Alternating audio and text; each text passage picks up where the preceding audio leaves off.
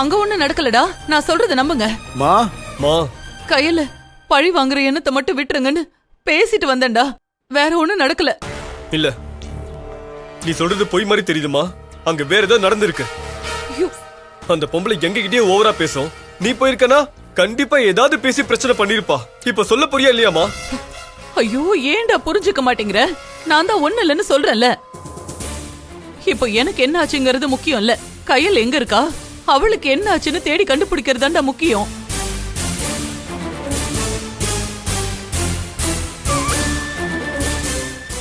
எனக்கு என்ன ஆனாலும் அத பத்தி எனக்கு கவலை இல்ல. எனக்கு அவளை பார்க்கணும். அவ எங்க இருக்கான்னு தெரிஞ்சாகணும்டா. அம்மா, கையில தேடி கண்டுபிடிக்கிறது முக்கியம் தான். அதுக்காக உனக்கு என்ன ஆனாலும் பரவாயில்ல விட முடியாது. அங்க ஏதோ நடந்திருக்குமா, அத மறைக்கிறேன்னு எனக்கு நல்லாவே தெரியுதுமா.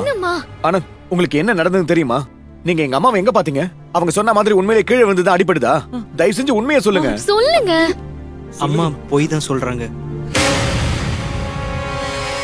அம்மாவை தள்ளி விட்டுட்டாங்க சிவசங்கரி ஆண்டி.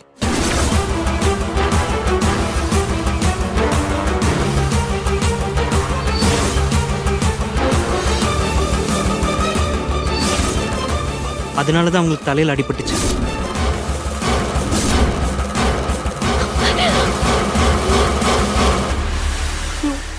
பாத்தியாண்ணா, அந்த பொம்பளை என்ன பண்ணிருக்குன்னு பாத்தியா?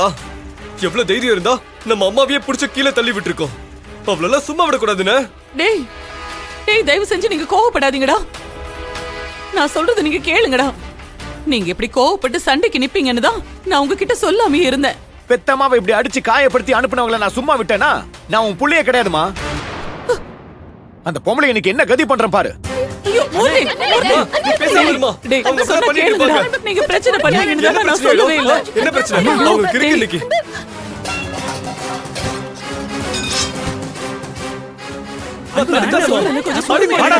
அந்த பொம்பளை இன்னைக்கு ரெண்டுல ஒண்ணு பார்த்தேன்.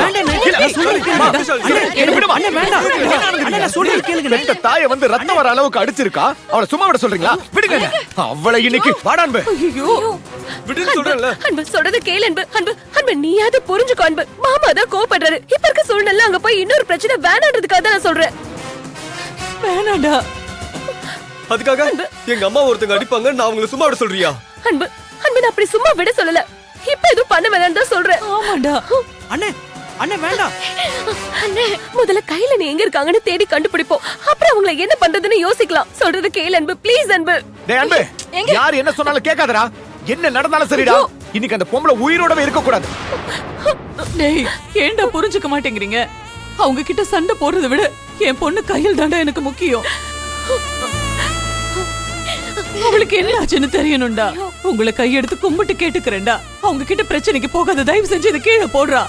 மா, நீ தானமா சொன்ன கையில் அந்த பொம்பளை வீட்டுக்கு போனா அதுக்கப்புறம் தான் கையில் எங்கன்னே தெரியலன்னு சொன்ன.